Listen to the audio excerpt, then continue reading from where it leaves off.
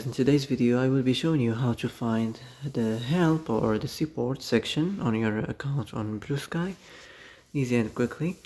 So first of all, enter the Bluesky section application,